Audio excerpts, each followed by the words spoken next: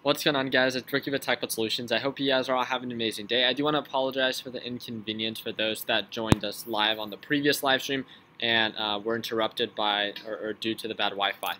So I think we're all squared away. I believe this Wi-Fi is going to be a lot better, and I'm going to kind of get straight to the point. So first of all, I want to thank you guys for these 70,000 subscribers. We're at 1,000 at the beginning of this year, and now we've grown to 70,000. All thanks to just, I think, the consistency that we've been able to provide you. I believe quality content, and I do apologize for all the errors that we've been able to experience within the past couple of months. But my goal is to be anywhere around 100,000 subscribers by the end of the year. I personally think that I can do it, and I hope that you guys can, join me along this journey. Realistically, it doesn't really matter. I mean, 70,000 is more than enough and more than I could ever ask for. So I do want to thank you guys for all your time, all your hard work, and everything it is that you do, not only for myself, but for being, an active team member of TechBot Solutions. If you guys don't know what TechBot Solutions is, click on the second link in the description, and you guys can join a networking community of a little bit over 55,000 members, and we'd love to have you and be a part of your success. So our Sunday Stock Talk, which is this live stream video, what it consists of is pretty much when we come together as a group and we talk about the different stocks that we're going to be looking forward to trading for this upcoming week. We don't trade based on other people's opinion. We don't trade in stocks that we don't understand, and we don't invest without having a plan.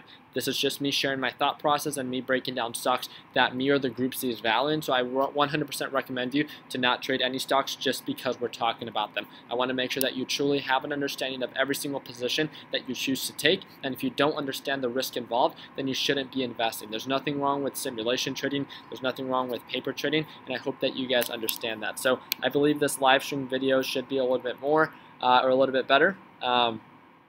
Okay, so I think that we are good here.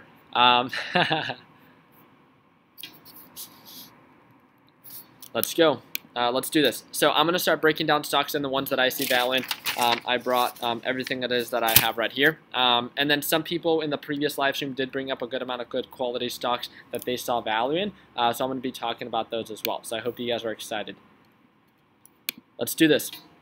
So someone asked for my opinion on Pandora. I personally don't like the trend that Pandora has to offer. If we go from top to bottom, offers a strong downtrend. With that being said, the last time that it had a pretty decent sell-off, as we could see with the RSI indicator right here, it did have a bounce back, but it was at the break above the EMA on this 180-day analysis, and the MACD indicator that it really started to show and indicate an uptrend. Does that mean 100% that this thing is going to start uptrending because the RSI is below and the MACD indicator is indicating a buy? No, but it is showing somewhat of a support at $4.50. So it wouldn't be something that's so far-fetched for this thing to bounce from $4.50 to $5. Just make sure you have a plan, make sure that you have a stop loss or a max loss in mind before taking a position, and that your potential for profit that you see value in Pandora is greater than the potential for loss. I think that's the easiest way to put it. So let's go ahead and start breaking down a couple of stocks that I personally see value in, as this was not one of the ones that I was calling out. But I think I had a pretty decent call out when it came down to my trade on GoPro on Friday, if you guys were able to capture that.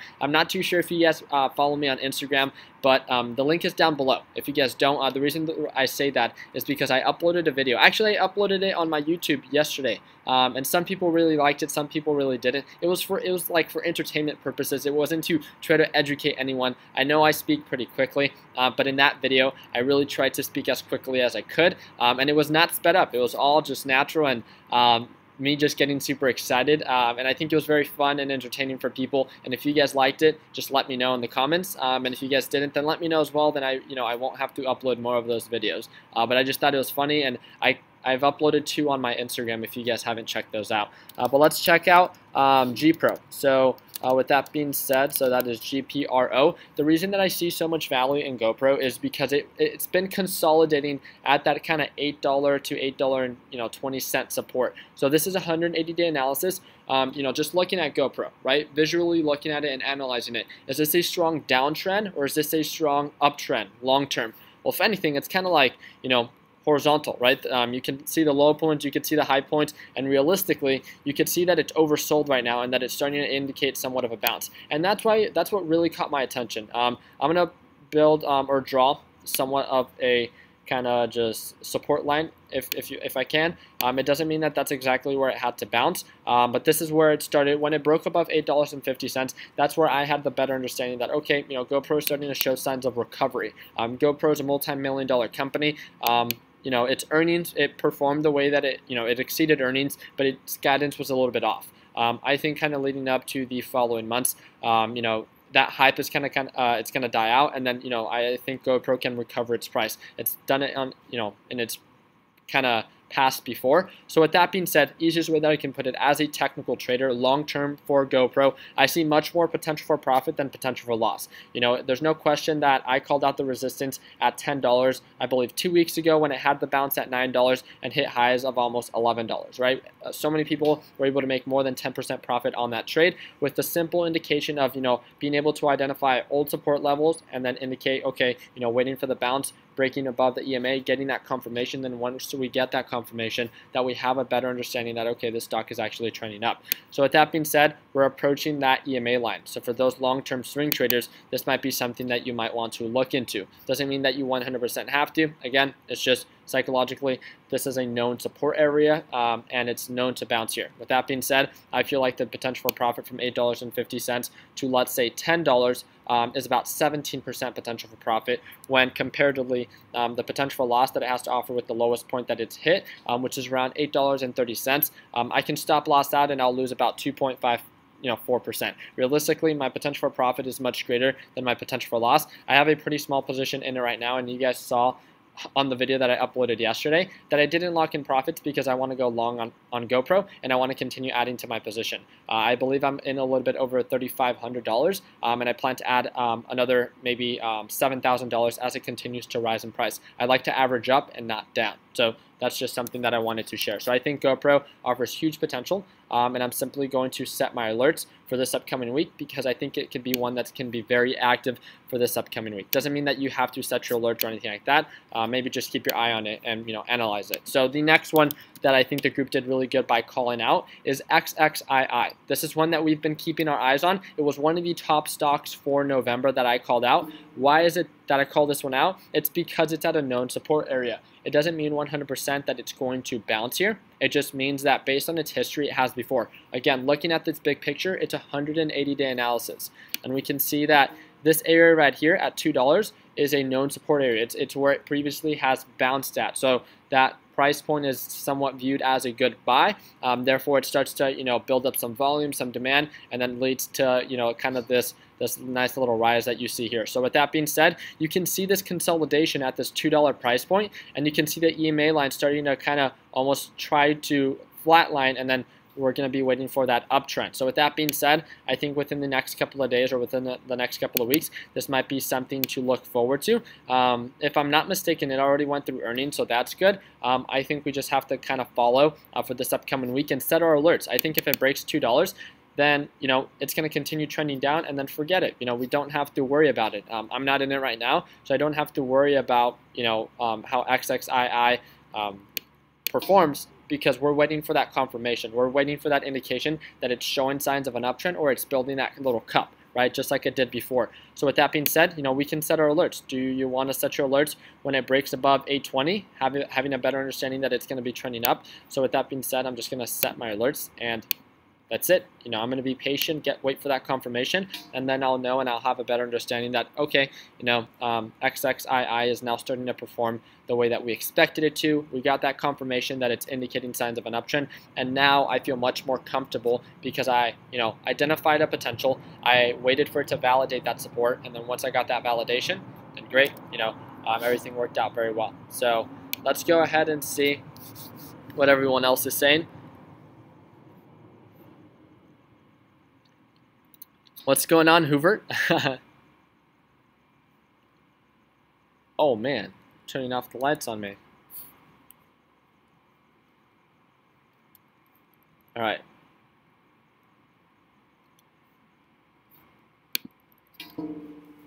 I'm going to go ahead and, if I'm not mistaken, it's DGAS, the one that we're going to be following up with. And yeah, so DGAS has still been showing signs of a downtrend, and if I'm not mistaken, this is the one that we're waiting for the confirmation on.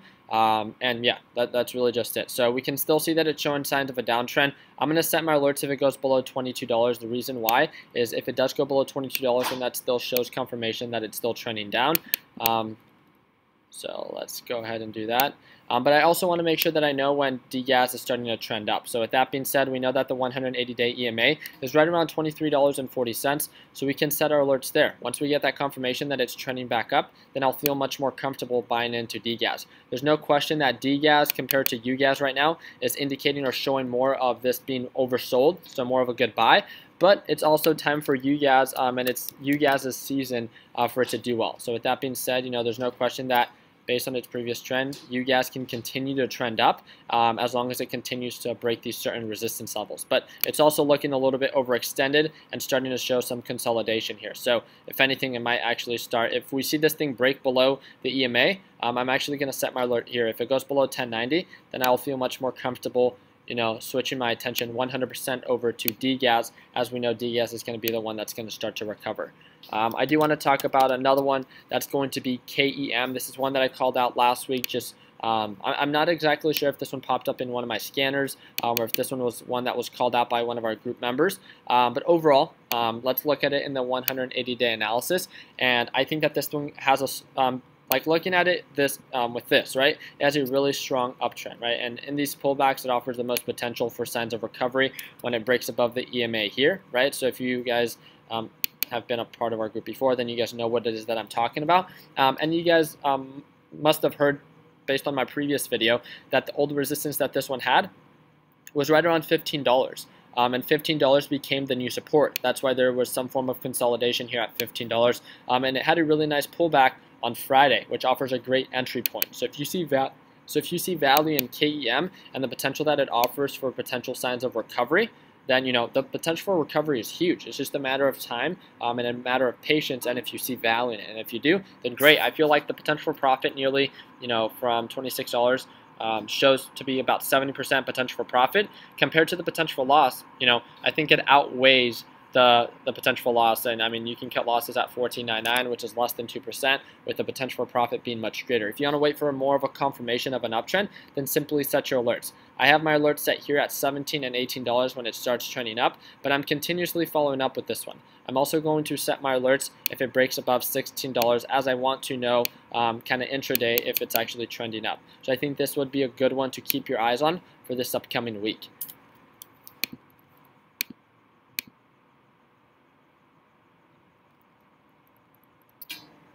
So that's correct. So Mr. Green, I believe that's your username. UGAS is a natural gas. It's winter. The demand goes up. I 100% understand that during the winter months, UGAS tends to go up in price, right? That's something that we've covered before. But realistically, I think that based on its pattern that it's been showing, UGAS is a decaying ETF. So with that being said, if the pattern is indicating signs of a downtrend and it's at a known resistance level, then realistically, I'm going to let the patterns do the talking regardless of, what session or what season we are in, right? But I think that's a great, that's a great understanding that you have that, during this time of season that, UGAS and all those kind of gas-based ETFs tend to do a little bit better. So people are asking me to do CENX. That one's really popular, and this is one that I've talked about numerous times before. I think CNX offers huge potential. This is my opinion, and this does not mean that this is law, right? So known support level at $14, showing already signs of consolidation. We called this one out perfectly. I believe it was either on Friday. I called it out on Thursday to be a good buy on Friday, and it worked out perfectly. There's so many people that are part of my mentorship that ended up getting in at a great entry right at market open because of the sell-off that it had. Let me see if I can actually pull it up. But yeah, it had a huge little, it had a sell-off on Thursday, and I said, wait for the consolidation. I missed my entry. But it hit lows of 14.25, and then people, some of our traders started getting in at 14.25 to 14.30, and it held above non-stop, right? And it wasn't until 1480 that it started to indicate signs of a downtrend, and then it was at 1470 where a majority of our traders followed with a stop loss. That's something that we do very well, and we just follow with a stop loss as it continues to rise, giving it that cushion that it needs. But realistically, if it breaks that pattern or it breaks that trend, then we'll cover profits. So I think CNX with the days that follow, it's right around 1430. I think with that being said, it's showing some form of consolidation there. I think if you're willing to dedicate the time and you see the value in CENX, then I think realistically this thing has huge potential and huge margins of profit, right? From about $14, let's say, to even if you can sell it at 18, offers about 30% potential for profit. What's your potential for loss? Well, let's say you cut losses if it goes below 14. So you get in at, $4.35, and you cut losses if it goes below, $14. So your potential for loss is about 2.65% when your potential for profit is obviously much greater. So you just have to ask yourself, is this a pattern that you understand? Is this something that you see value in? And is this something that you're going to be patient enough to actually, hold for a number of days as it continues to, go up and go down? Like CENX is not going to be one that's going to just shoot straight up, right? It's one that's going to go up, go down, go up, go down, go up, go down. And realistically, is that something that you're okay with doing? It takes a lot of patience, and regardless of what the case may be, a lot of people can get very frustrated and then just cover profits too early or cut losses too early because they think it's trending down, but then it bounces right after. I think we covered a very important kind of just topic when it came down to, I can't pull it up, but it came down to the video I think I made on Friday, and it's like, how many shares should you buy? It kind of came down to having a better understanding of, what percentage of your account should you be using when taking a position. So instead of going in 100% at the very beginning, maybe going in with 25% of your account, with a larger stop loss, a more, flexible stop loss. And as it continues to increase in price and confirming the pattern that you, identified, then you can continue adding and averaging up to your sides, validating that trend that, okay, this thing is actually increasing in price. So let's go ahead and AKS. Let's talk about that one. So AKS is one that we called out when it was around $5. It broke the support and then it broke the pattern, right? So then it continued to drop. Then it had that support at $4. It looks like it's really starting to show some form of consolidation, and it's just still trending down. That's the thing. That's the thing that I really don't like. So I have my alerts set at $4.50, and if it goes below $4. So I'm also going to set my alerts if it goes above $4.30. And let's go ahead. Yeah, that's really just it. This stock I don't think is showing any signs of an uptrend just yet. It's kind of starting to show some signs of consolidation. But once we get our alerts that this thing is trending up, then again, patience is key. And that's something that I love to do. I love to trade stocks that are relevant and not just things that I'm hoping plays out the way that I do. Hoping that they play out the way that I hope them to play out, if that makes sense. So JNEG is starting to show some form. It was showing some signs of consolidation and uptrend, but realistically now it's, again, pulling back to that support that it has at $15. So I think this could be a great intraday play on Friday. If it continues to hold above $15, that's everything. If it breaks below $15, I would cut losses altogether. And realistically, ask yourself, guys, if you can get it, at $15.20, and then cut losses if it goes below 15. This is my opinion. 1.28% is what you're risking. So let's say $1,000, you're risking $10.28, right? What's your potential for profit? Realistically, the resistance that it has at $16 is pretty strong, 5%. So you just have to ask yourself, that's almost a 5-to-1 ratio. Is that something worth taking? And this is all intraday. Can all be done all within one day. I think you guys need to be focusing less on all this hype that's going around. There's so much noise because all these stocks are popping up in people's scanners. Erase all that noise, focus and plan out your trades for this upcoming week, and maybe just focus on 2 or 3. This is something that I think that has worked out very well for the people that are part of our lesson library and mentorship group, is that we air out all the noise that people are experiencing, and we just make them focus on 1 or 2 stocks that they personally see value in and that they plan out. So if their goal is 5 to 10%, a week, then they're planning out specific stocks and investing in certain companies that are going to accommodate that specific growth. And it just creates a much more, I think, efficient and effective style of trading. That's not for everyone's style, right? So that's just something that I wanted to cover very quickly. All right. So if you're asking what software am I using for my trading software, it's TD Ameritrade Thinkorswim. I have numerous videos about it if you guys haven't watched it already. What's going on, Hernan? You're from Barcelona, Spain. That's amazing. Thank you for joining us. Let's do that. All right, I'm going to cover 2 more stocks, and then we should be good.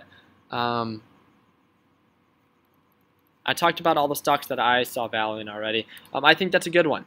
IMGN. Thank you for calling that one out. And let's talk about, all right, AMD. So just because this one has become so relevant. So I still think AMD offers huge potential. I think it's just having a pullback.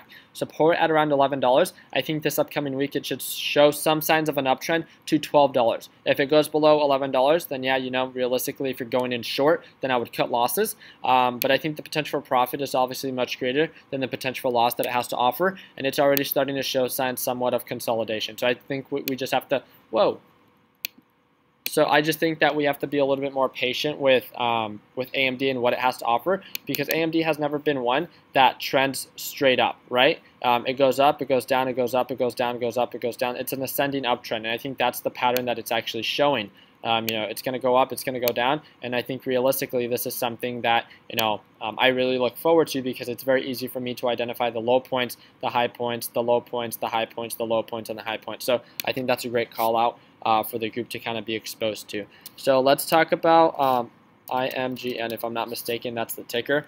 This is one that we've talked about before. Shoot, not 90-day analysis, 180-day analysis. We have the support here at around $5, resistance here at about $8. This is a known resistance area. Again, $5 is a known support area. It's already showing signs of an uptrend. Already broke above $6. I would wait a little bit more for a pullback. I think on Friday it had a really good day. I think it should be pulling back around to about $5.80 or a little bit lower. But again, this is more of a swing trade, and this thing does not want to go straight up, right? Just to show you as an example, when it started to trend up, some days, you know, it would go up, and then the days that follow, it would go down. This is a stock that you have to be patient with. And if you see the value in the pattern, then you have to formulate a plan that accommodates that. I think that's one of the most important things. It's showing a very aggressive bounce. So with that being said, I think that this thing can bounce very quickly, you know, quicker than a majority of the other stocks that we've been talking about. But I think this is a great one to kind of keep your eyes on. I'm going to set my alert once it goes below $6, as I would like to be alerted, as it's more at a good buy point, right? And then wait for that confirmation that it's bouncing. But I'd also like to set my alerts that if all of a sudden it has a surge and, you know, has a huge increase in volume, then I want to be aware, right, of what the stock has to offer and stuff like that. So I think that was a great call out, and thank you for asking about that. So very quickly, I'm not too sure if you guys could really even see me. I did have a couple questions, and all right. So realistically, guys, thank you again for joining us for the Sunday Stock Talk. So if you guys enjoyed the way that I broke things down within this, you know, Sunday Stock Talk, we do this every single day, Monday through Friday. I go live 15 minutes before the market opens. I'd love to be a part of your success, and if you guys can join us, then you simply have to click the subscribe button and then join us 15 minutes before the market opens.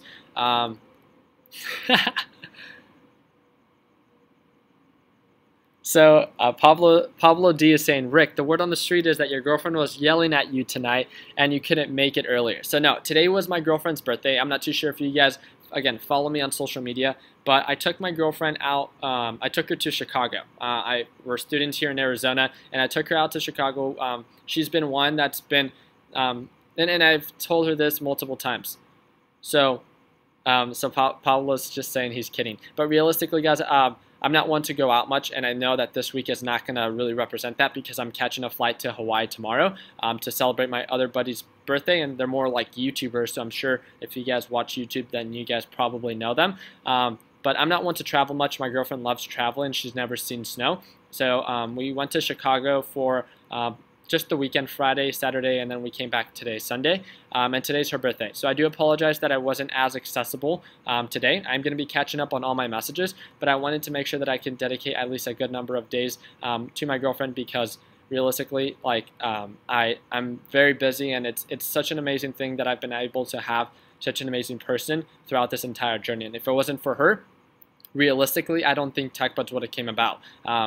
I can honestly say that the reason that I came out to Arizona is because of her, and all this opportunity came about and presented itself as I was here in Arizona. So, you know, purchasing my first property at age 20, attending ASU, meeting my roommates who later became certain business partners, you know, starting TechBuds, and kind of this whole environment. It just would have not been possible if I was not here and took advantage of every single opportunity that presented itself while I was present. So With that being said, this weekend is a very small gesture that I could have done for my girlfriend, with everything that she's that she's done for me. So Hoover is asking prenup. No, that's not what we do. So, but overall, just wanted to thank you guys for all your support and everything it is that you guys do. I'm gonna be, again, like I said, in Hawaii for the next 5 days. For all those, I do want to let you guys know, for all those that are part of the November session of the mentorship program, please check your emails. Actually, everyone that's enrolled in the course and the mentorship program in the lesson library, please check your emails by tomorrow morning. We might just please check your emails, because there was some miscommunication when it came down to scheduling your one-on-one video calls with me and with Justin, and some people were not able to actually have access to the links. So we are trying to get that all fixed, and if we don't get it fixed by tomorrow morning, then we will postpone the start of the mentorship program till next week, because I want to make sure that every single person that's part of the November mentorship program, that you guys have the ability to sign up and that everything is squared away. So I just want to let you guys know that.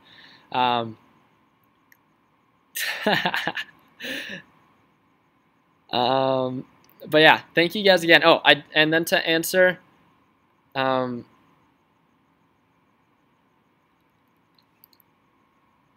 so is my mentorship. So if you guys want to learn a little bit more about my lesson library and my mentorship program, that's the first link in the description. We ran a what's it called, a promotion for Veterans Day, and I do want to thank all those people, all those soldiers that have served.